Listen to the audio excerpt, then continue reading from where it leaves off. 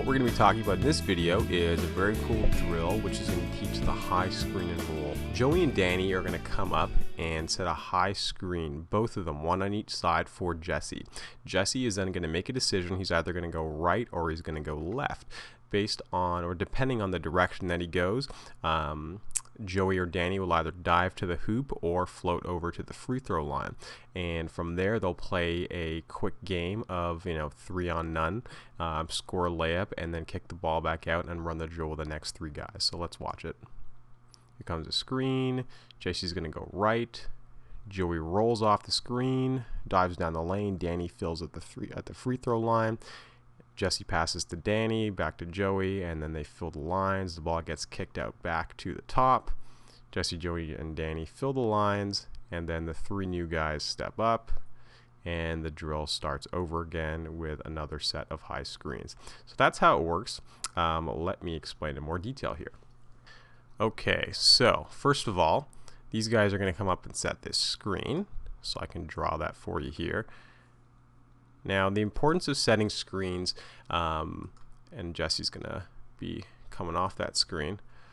And when you're setting a screen, I think, the most important thing that I can emphasize here is positioning. What I mean by that is the 2 players, the one setting the screen and the one using the screen, absolutely have to brush shoulders. It doesn't matter if it's a screen on the ball, off the ball, if it's in the back court, the front court, underneath the basket. It doesn't really matter. The most important thing is to squeeze off that space between the screener and the person using the screen so that the defensive player cannot squeeze through and stay with Jesse in this case. So when Joey sets his screen for Jesse is going to brush right off of his shoulder. You want their shoulders to actually make contact as he's coming off that screen, okay? Once Joey's going to roll to the basket at this point.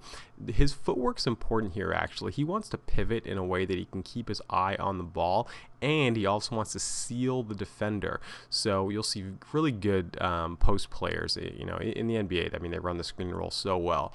But what really works well, and the guys like, Stockton and Malone is the classic.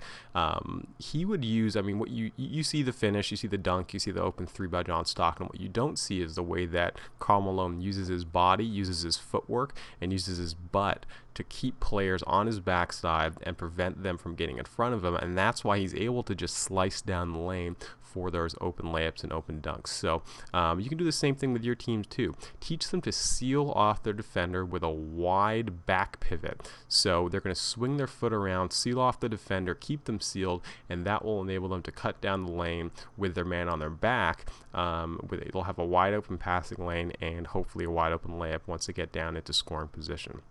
Okay, so I will just come out of whiteboard here and play on to the next area I want to stop. So there goes the screen. Jesse sets a screen, and I will just pause it right here because I want to point out a few different options. Okay, so Joey, who has just set the screen, is going to cut straight down to the hoop this way. He's looking for a quick dish. If he sealed his man the way that we want him to, he may have a wide open layup at this point, but he might not, and there's a few other options that we want to look for.